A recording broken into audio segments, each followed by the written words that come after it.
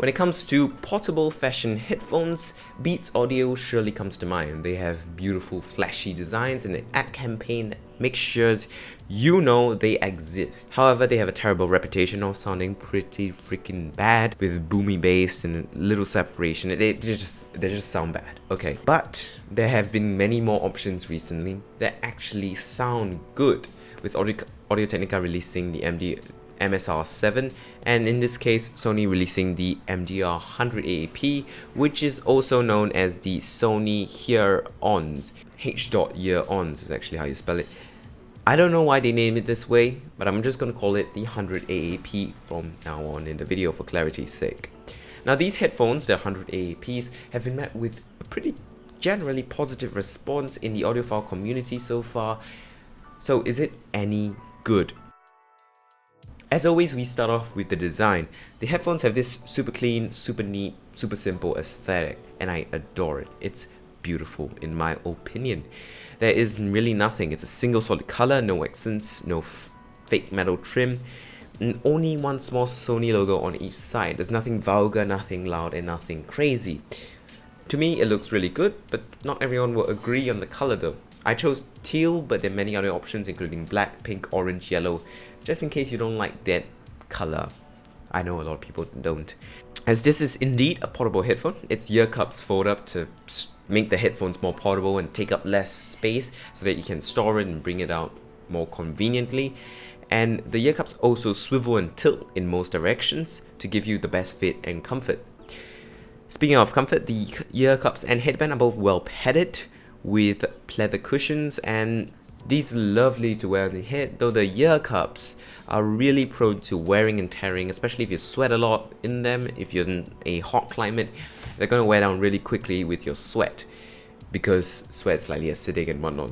The water basically just breaks down the leather, which sucks. The cable on the headphones is detachable, though keyed, so you can actually use non-Sony audio cables. You have to use the proprietary one, which is really disappointing. But the cable included is actually pretty good. It's not too long, has an included mic and pause button, and has a flat design, which makes it much harder to tangle up than a usual single normal cable.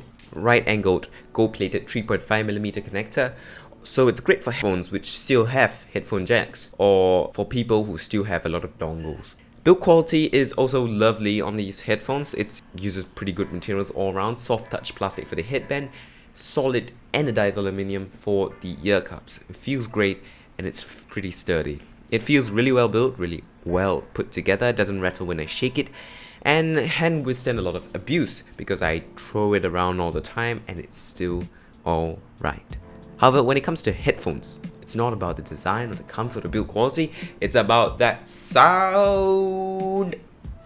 So, how does it sound? Well, as stated in the intro, it's actually pretty good. The general sound signature of these headphones is that it's kind of V-shaped with a general emphasis on the higher frequencies. There's an excellent separation and the positional audio is accurate and precise with a good stereo effect. However, the sound stage is a tad narrow and small, but for a close-back portable headphone designed to look good first and sound good second, it's actually pretty good. The sound is overall pretty enjoyable, with the bass being punchy most of the time, though in certain songs, if it's recorded differently, recorded badly, it tends to get really boomy. The mids are pretty warm and clear, although it's really recessed and it's hidden away under the stronger bass and stronger treble. So if you are into Frank Sinatra and you're listening to nothing with a song with pretty much no bass or no treble like Frank Sinatra or Tony Bennett, those will sound really good because it's good mids. But if you're listening to music with a band and there's like drums and there's a guitar and whatnot, it's going to be hidden away under all that sound, so the vocals are not going to be as strong and not going to be as enjoyable.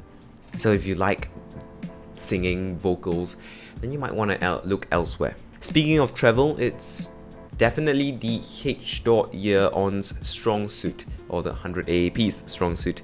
It is the strongest part of the sound signature, for one, obviously, and also the most well defined. It's clear, it's sparkly, there's little sibilance and plenty of good separation in this range. It's very nice. However, there's still sibilance because sometimes songs are poorly recorded, and it's generally very enjoyable and it's best part of the sound. So overall, does it sound good? Well, pretty darn good, considering that it is a portable fashion headphone designed to look good as well. Take that, Beats. However, the one thing to note is that the treble heavy nature of the sound means that the sound does get a bit fatiguing after a while if you're listening to the headphones for a very long period of time. So if you like listening to hours on end, like on a bus ride or a train ride, then maybe EQ the sound or use another pair of headphones. So in conclusion, is this a good headphone? Well, yeah, it is excellent looking in my opinion, although that is really subjective, and objectively well built with solid materials all around and has a pretty awesome sound. I genuinely enjoy listening to music on these headphones, so they are really good. And in conclusion, the portable fashion headphone to buy is the Audio-Technica MSR7 Bamboozle. It matches the Sony in all aspects: comfort, build quality, design. It has a detachable cable that isn't keyed, and portability. But it trumps the Sony in one area, and that's the most important area: sound quality. The MSR7, which I reviewed before, is brilliant. It is so much clearer, so much more detailed, so much more separation. While the 100aap's are brilliant, I like the MSR7s more. However, 100aap is not completely beat. The MSR7s have a very treble heavy sound signature, even more than the Sony, and they basically have no bass, and the higher mids are beautiful and the lower mids are not as beautiful. So if you really can't stand the high frequencies in your headphones and you get fatigued by treble, then the Sony is the way to go. But in general, I will go with the Audio-Technicas. Sorry for that M. Night Shyamalan twist at the end there. If you enjoyed the video or found it helpful, definitely like and subscribe. Follow me on Twitter and Instagram, linked in the comments below. Thanks for watching and goodbye.